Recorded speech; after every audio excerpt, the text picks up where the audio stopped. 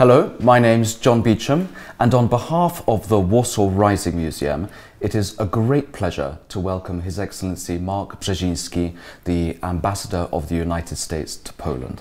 Ambassador Brzezinski is here as part of a series of recordings around the person of Jan Nowak-Jeziorański.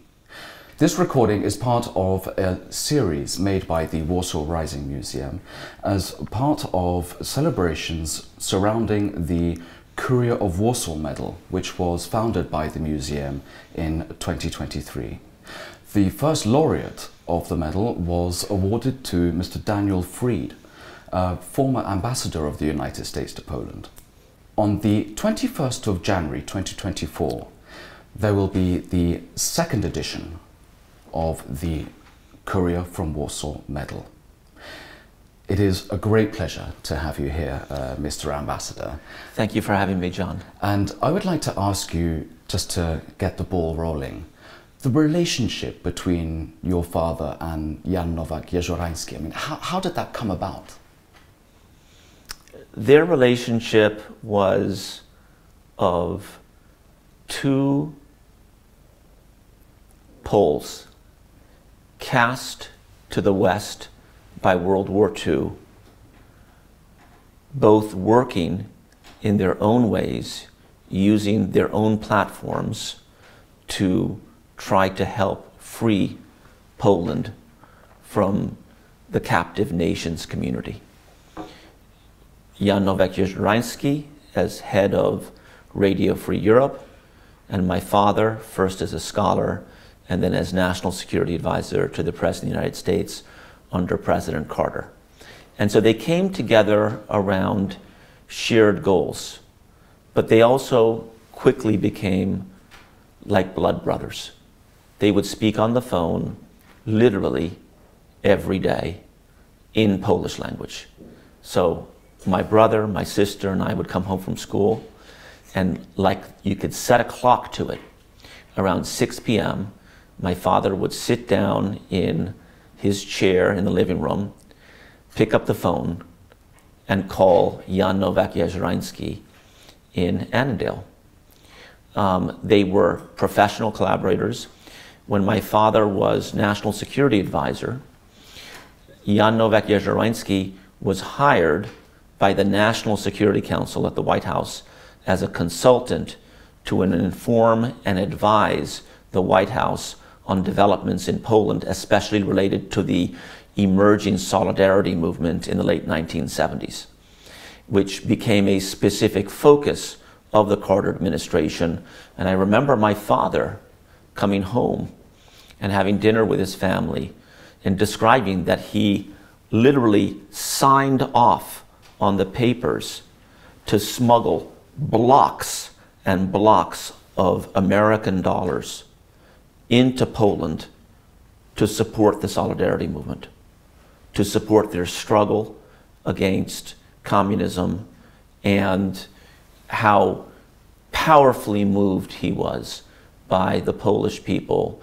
And Jan Nowak was a key, unbelievably key contact for him. And there was a little bit of a dissonance in my mind as a Northern Virginia high schooler, because when my father first said, oh, you know, kids, by the way, someone coming to the house today is a historic figure in Poland, courier from Warsaw. He did unbelievably brave things as a courier between the Western forces and Nazi-occupied Poland during World War II, like hide himself in like a whole lot of coal in a coal car, you know, in a train to get to the West, almost freezing to death in the coal, and all kinds of things like that, you know, getting back into Poland and so forth. And so I think I, at least, maybe my brother and sister as well, expected a austere, grim, almost a little scary war figure coming to the house. And he was the most positive, optimistic, powerfully happy, and motivating person I could have ever met in my life. And he became like a second father to me. My father was very busy. Jan Novak cared for us. In many ways, you know, people said, wouldn't Jan Novak have been a great father? He didn't have children. He and Jadwiga did not have children. People said, wouldn't he have been a great father? He was so great with kids. But you know something? He had children. They were his children. He impacted them. He was important to them. That certainly was the case for the kids in the Brzezinski family. And all the young people he encountered and affected. So that was my impression on him. I have to tell you a story that is profoundly powerful to me as I think about what exercising leadership is about. And I think about this a lot, and I try to live this. I'm sure I don't, but I try to live this. You know, Jan Novak was incredibly impactful for the American-Polish strategic relationship between the 1970s and when he returned to Poland in 2002, 2003. And because he helped Poland join NATO, and we're going to celebrate the 25th anniversary of that on March 12th, 2024, an incredibly important decision. Because he helped Poland join NATO, and because he helped the American-Polish relationship, Jan Nowakiem-Jeziorańskim was awarded by President Bill Clinton the highest civilian honor an American can receive, and that's the Presidential Medal of Freedom. And he received that at the White House, and I was part of the group that Jan Novak invited to attend the ceremony at the White House when he received it. My father was invited, I was invited, Paula Dobriański, a very high-ranking American diplomat, a few others were invited. And there on the stage was President Clinton with American icons like Rosa Parks, the genesis of integration in America. There was, he was with Millard Fuller, the founder of Habitat for Humanity, and Jan Novak. And the room was filled with the who's who of Washington, D.C. Senators, members of Congress, governors, highly influential people come to this event. And Jan Novak was awarded the Presidential Medal of Freedom, and then there was a reception after the award ceremony from the stage in the Roosevelt Room. And I remember we began to file towards that room, and Jan Novak had to leave. He couldn't stay for the reception with all these powerful people. Why? Because the children in his cul-de-sac in Annandale, Virginia, were throwing for him a congratulatory party to celebrate him. And that was as important to him as the White House. And that to me says something about priorities. And it always stuck with me. And obviously it shows what kind of a person Jan Nowakiem-Jeziorańskim really was. Absolutely. Yeah. I would like to go back to that first time you met him. Obviously, you are explaining that you were aware of his legacy. Your father was telling you and your family about him.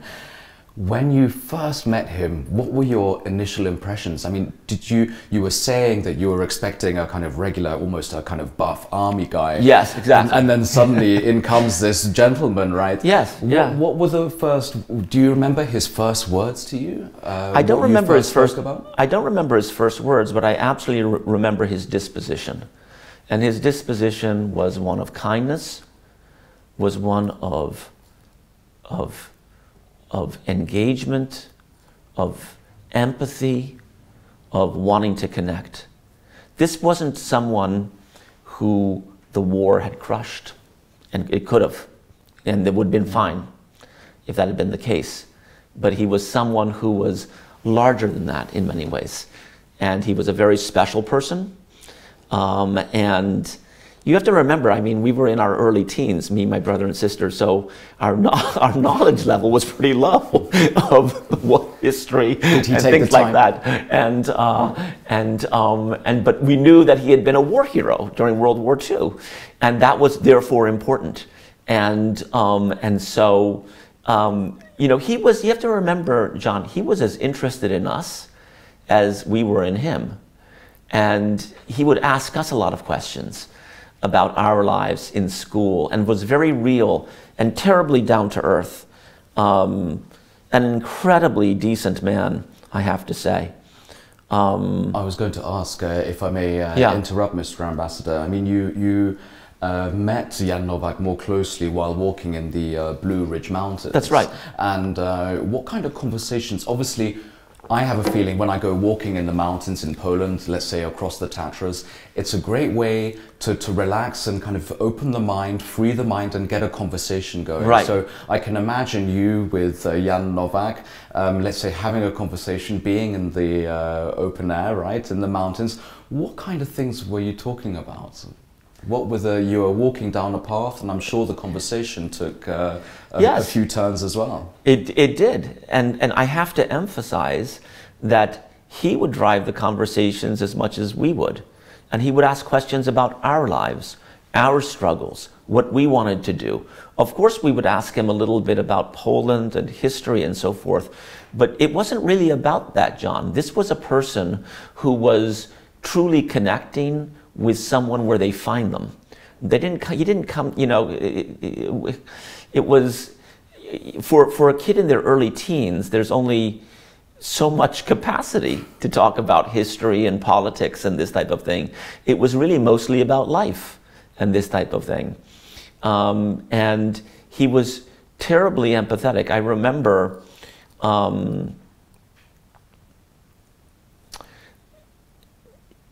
remember how supportive he was of his wife, Jadwiga, and how kind of cultivating and engaged he was with her, and wanting to support her welfare and wanted to support her health and so forth. And that was terribly good example for me for how a partner should treat another partner, a spouse should treat a spouse, and you know, how people support each other. These are basic glib statements I'm making. I'm sorry that they're not of tremendous, you know, historic or political insight, but it was a very real relationship between a young teen and a war hero, and it was a wonderful, almost familial relationship. I was going to say, what you were saying about Jan Novak, really, you're really bringing out, let's say, the human in him, right? Yes, because that's what he was to me. And, yeah, sure, excuse me. I would like to ask, since he is so human, you know, he liked candy, he paid exaggerated attention to his clothing. I mean, did he have a kind of saying which he said a lot? I mean, was he a good joke teller, for instance, if we're going into this kind of human aspect of who Jan Novak was? Well, he had an incredibly great sense of humor, and he knew how to laugh at jokes and at himself, and about the struggles of living in America, the struggles of being a Polish emigre in America, the challenges of, because he was very committed to the American-Polish cause. He was committed to Poland becoming free. He was committed to Poland becoming a member of NATO. He was committed to the Polish-American Enterprise Fund becoming the Polish-American Freedom Foundation. He was committed to Poland joining the EU. He was committed to Poland joining the visa waiver program. And many of these things he lived to see. And he was highly respected and highly influential, and he met people where he found them. What do I mean by that? In fighting for these causes, one of the things that anyone in Washington will tell you is that Jan Novak would meet with anyone, anywhere, to advance the Polish cause. It could be a low-level staffer in a congressman's office, or it could be a senior cabinet official or the President of the United States. He would meet them where he could find them. And he was known throughout Capitol Hill, Republican and Democratic offices, as for coming into the office and waiting until he could have his meeting. And if the meeting was postponed, he would come back at the appointed time and wait again. He was driven, he was professional, and he was tremendously liked and well respected by people, some of whom didn't like many people. But they liked Jan Novak. I can't tell you the number of people, John, who I know well, who are, you know, don't like many people, but they loved Jan Novak. And they would do anything for him, and they would find a way to deliver for him. And so this was someone who was highly effective in a very real people way. And determined as well. And determined, yeah, absolutely. Because, you know, to change policy in Washington, Washington is, you know, a policy battleground between different perspectives and so forth. And you have to be persistent, you have to be strategic, you have to take time to build your network, and he was all of that. There's a saying in Polish, kropla drąży skałę, so water drops turn, let's say, a rock into, well, makes a hole in a rock, right? Right, sure. Was Jan Novak like this as well? That he was very fighting for his cause, but not doing it in an overtly, let's say, in an overt way, but kind of slowly but surely, kind of working in the background to get what he wanted, his objectives, right? Yes, but he also understood people, and he understood that most effective people, he understood that the most effective people are those who get others to want them to succeed, versus those people who are smart, but somehow manage to get others to want them to fail. Everyone around Jan Novak wanted him to succeed, regardless as to whether they were connected to the Polish cause or not. In that sense, he was tremendously effective. And that has everything to do with people skills. I wanted to ask you, going back, let's say, to one of the first few times that you met him. Obviously, Jan Novak is very well known, well, he is known for being the courier from Warsaw, his mission throughout World War II. When did he tell you for the first time about what he did? I'm sure you must have heard maybe from your father about what Jan Novak Yes, was I doing. did, yes. But when did Jan Novak actually sit you down and also explain or tell you, recount his tale of what he did during World War II? To a degree, to a degree. He would share some stories relating to World War II, what he did to survive, how lucky he was one thing he shared with us, how he was not just, it was not through skill and tactics, but also tremendous luck that some others didn't have. And he recognized that. He recognized also that the cause was not done. I think that's a really important piece of this, John.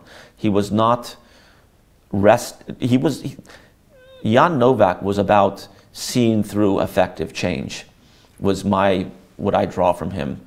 So he was not actually talking that much about what he did as courier from Warsaw. He was talking about what he was going to do tomorrow, or next week, or next month, or next year. He was a person of action who wanted to be decisively impactful for Poland. And with my father, he had a kindred spirit. And they were closer than imaginable. Jan Novak was like my father's brother. And they were terribly effective together, because in certain ways, each of their strengths and each of their weaknesses matched each other very well. My father was very severe and very disciplined and was not intimidated, I assure you of that. And Jan Novak was both tactical, but also with tremendous, what I would call people-oriented people skills. He would get others to really like him and to emotionally blend with him. And the combination of the two in the Senate or in the House or with the President, I saw the two of them together once talking with President Clinton in a receiving line. They both were received at the same time, and they were talking about NATO expansion. And the conclusion from that, because I heard this firsthand, the conclusion from President Clinton after the two of them talked with him was, we've got to get this done. And that was the expansion of NATO to include Poland. In Poland, exactly. And the ratification of the treaty to include Poland, yeah. You say nothing but, well, you have nothing but superlatives about Jan Nowak and how he was a people person, how he managed to really, let's say, rally the troops around to any cause which he wanted to engage in himself. What kind of influence did he have on, let's say, your choice as a diplomat, or did he have any influence on your decision to become or to have a career in diplomacy? Well, the influence Jan Nowak had on my role now as U.S. Ambassador to Poland is not that he helped me choose my career. It was really the reason why I became a diplomat versus I had gone to law school. I had been planning and even done internships to become a trial prosecutor at the Department of Justice. And I was planning to do that, but when I was in law school, the Berlin Wall came down. And for one summer I came to Poland. I went to Krakow and had the most marvelous time, and I decided that I wanted to have a life in the international context, combining diplomacy and following in the footsteps of diplomats who had combined private sector life and public sector life, like Robert Strauss, who had become U.S. Ambassador to Moscow, like Stuart Eisenstadt, my close mentor, became U.S. Ambassador to Brussels, U.S. Ambassador to the EU, excuse me, and Richard Gardner, become Ambassador to Spain and to Italy. That was the career I decided to pursue, but the special feeling that I developed for Poland was absolutely impacted by Jan Nowak. I've served as an ambassador before. I was ambassador in Sweden for 4 years, and feel that we had a productive and super engaged and constructive relationship between Washington and Stockholm. And I bring that intensity and commitment to this role, and given my Polish roots and given my friendship with Jan Nowakiem-Jeziorańskim, there's just a little extra special feel I have for Poland, the people of Poland, the next generation of Poland, and the possibility of this country. The next question I wanted to ask you actually refers to your Polish heritage. Before you met Jan Nowak-Jeziorański, did you know much about your Polish heritage? Did you speak a lot with your father or perhaps your grandfather about your lineage, where you came from, and what it was like to be a Polish descendant in the United States? So not that much, in the sense that, you know, my father would take my brother, my sister and I to, you know, West Point, Fort Ticonderoga, which Kościuszko built. We learned about Polish history. My father would share with us that what changed his life, and he would share with us when we were really little, what changed his life was being a Polish person in Montreal in September 1939 and listening to the radio describe the Nazi invasion of Poland and the crushing of the Polish population and of the Polish society. And that's what created his worldview, that international politics can have catastrophic consequences for people if it's not managed properly, and he wanted to contribute to a better global community by getting involved in international politics. And so in that sense, we had the Polish experience inculcated into our lives. But frankly, John, it's not as if, I can't speak for my brother and sister, but I can speak for myself, as if we were talking about Polish history and Polish culture a lot. We very much had a Polish household, so we would do Wigilia, we would do opłatek, My father even had a Polish eagle, if you can believe this, put on the hood of his car. And people would go up to him and they would go like, "That doesn't look like an American eagle." And he would say, because it's not. Because it's a Polish eagle. And they would be like, "Why do you have that?" Here in the United States. So, I mean, there was experiences like that. But no, I mean, I can't say that, you know, to me, I learned more about Poland when I came here on my own in the summer, got to know the people, got to know a little bit of the history, began to see in real life the consequences of some of the terrible historical events how those that had impacted Poland.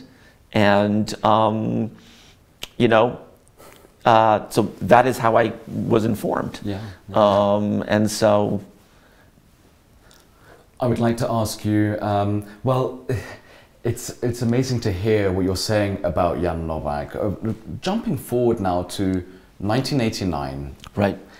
We have the communism begins to crumble in this part of Europe. You actually had the opportunity to speak with Janem Nowakiem-Jeziorańskim when Poland regained its independence. Yes, yeah. And do you, I mean, obviously there was still a way to go before Poland joined NATO, but at that particular moment, what did Jan Nowak say to you, or what did you talk about? Was he excited in any way? Well, you have to remember that in 1989, 1990, 1991, many of the Solidarity leaders, Tadeusz Mazowiecki, Bronisław Geremek, Janusz Onuszkiewicz, they came to Washington. And there was a tremendous amount of strategizing around how to consolidate and secure newly found freedom and independence and sovereignty in Poland. There were still Soviet troops in Poland at the time. There would be for actually several years. A few more years, and so this was not necessarily done. And the question was how to do something to consolidate that, to root Poland in Europe finally, to make this historically correct, while not triggering something from the then Soviet Union, to try to reconstruct something there. And so that is what the conversation, John, was about. How to bring an American footprint militarily, economically, sociopolitically, people-to-people values between America and Poland.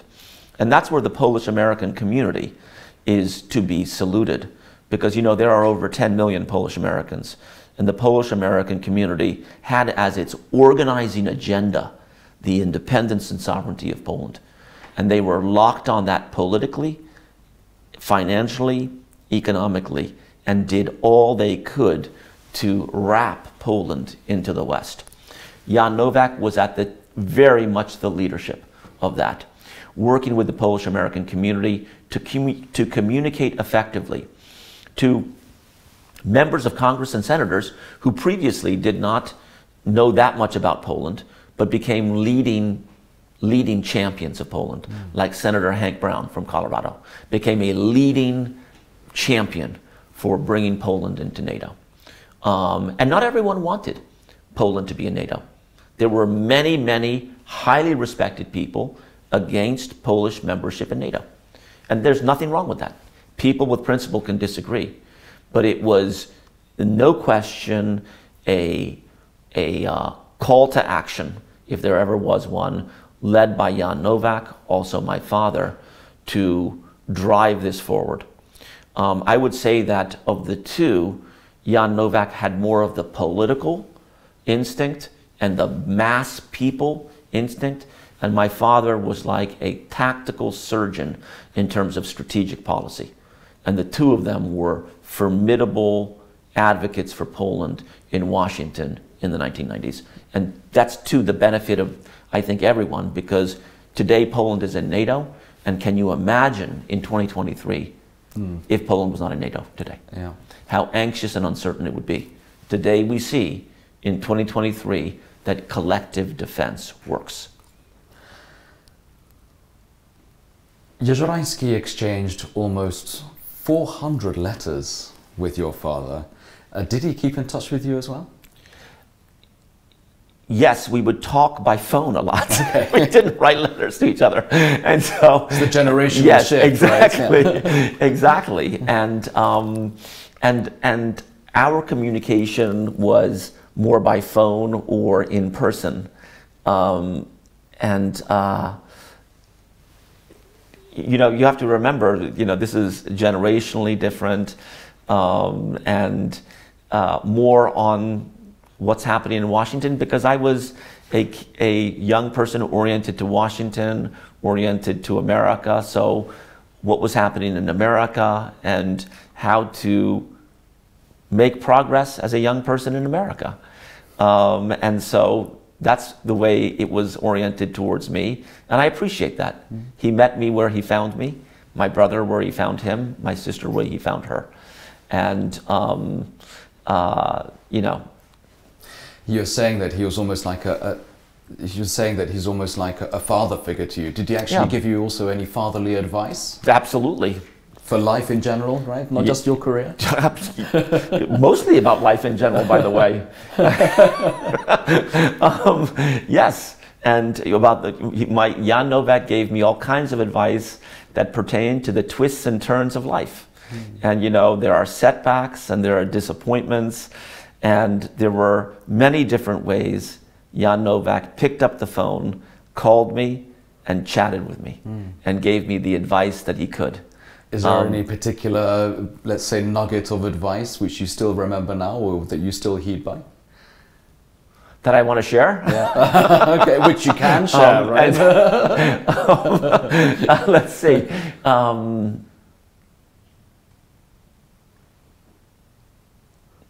I think be true to yourself. Mm-hmm.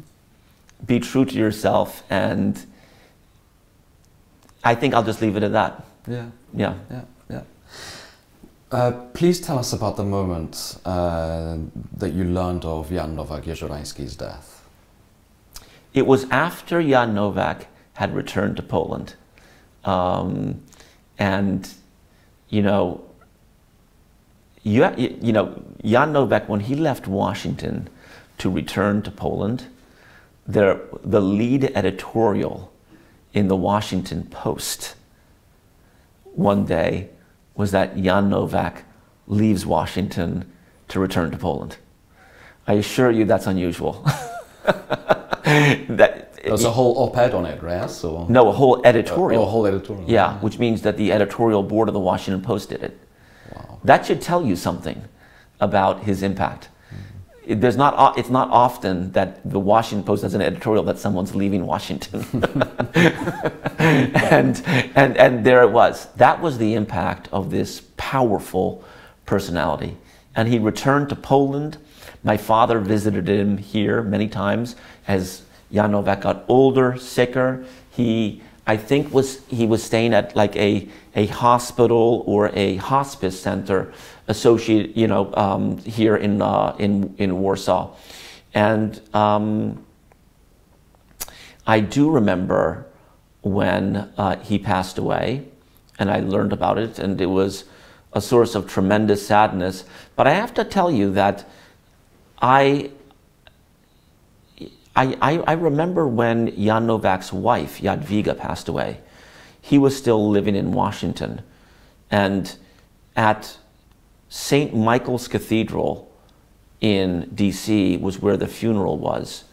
And there was literally all of Washington turning out for his wife's funeral, including the Secretary of State, Madeleine Albright, other distinguished people.